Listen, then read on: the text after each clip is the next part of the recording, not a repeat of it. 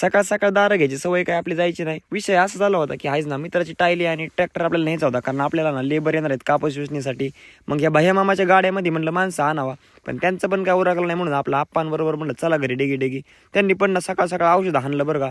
म्हणलं थंडीमुळे तुम्हाला गार लागत नाही का? ते म्हणले तसलं काय नसतं. सुरतवरून आहेत ना मामा पण येणार होते, मग त्यांना आणण्यासाठी त्यांच्याच गाडीमध्ये जी वॅगनर मध्ये आपण निघालो. आपल्याला तर काही एवढी गाडी येत नाही, परंतु मामांना आपल्याला विश्वास आहे, त्यामुळे आपण हळूहळू गाडी घेऊन आलो. मामान ते येईपर्यंत म्हणलं आपलं त्यांची वाट बघत बसावं. त्यांचं इथं ना घराचं काम चालू आहे तापकरे हॉस्पिटल पाशी.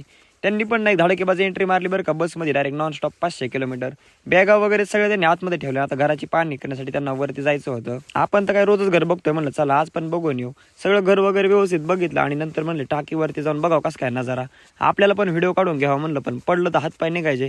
पण जाऊ दे, आपलं कंटेंट महत्वाचं आहे. येताना मामाने टाकी फुलबत्त्या गुल करून टाकले इकडं, आणि पप्पा पंडित नेण्यासाठी आले होते. आपल्या वस्तीवरील जो प्लॉट आहे कापसा, तिथं ना 4च लेबर आहेत, म्हणजे 2 टोळे आहेत आपल्याकडे आज काम करण्यासाठी. त्यांनी पण इकडे कापूस असून घेतला होता. अर्धा कांदा कापून तुम्ही म्हणता काय नियोजन आहे. आता आपल्याला ना कांद्याचं बी तयार करण्यासाठी गोट लावावं लागतं बरं का. यावेळेस आपण ना कांदा ना कापून लावणार आहे.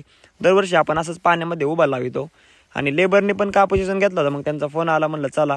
त्यांचं सगळं मटेरियल वगैरे आपल्या ट्रॅक्टरमध्ये टाकलं गोण्याने. त्यांनी म्हणलं चला घरी. त्यांनी आपली रायडर इतकी पळवली का नाही, मी म्हणलं पडतात का काय पुढे जाऊन काय माहिती. कांद्यावरती पण पाणी चालू होतं, म्हणलं चला 2 घास खाऊन पण घेऊया. आणि असं नियोजन असतं का नाही आपल्याकडं. मम्मीने भाजी केली होती, तिकडं आपली मेथीची भाजी तोंडी लावायला. असलं सुखासुखी आयुष्य कोणाचं पण नसतं मित्रांनो. त्यासाठी ना शेतकरी व्हावं लागतं आणि निवांत राहावं लागतं. असं माझ्यासारखं गाई जनावरे जसं घास खातात तसं मी ना घास खात होतो, म्हणजे आपली भाजी खात होतो. नंतर मग खरंच गाई जनावरे न्यायची वेळ आपल्या आली होती, कारण आता ना संध्याकाळी पप्पांनी इकडे भाऊकीच्या वावरात आणून बांधले होते जनावर. ते घरी घेऊन जावं म्हणलं.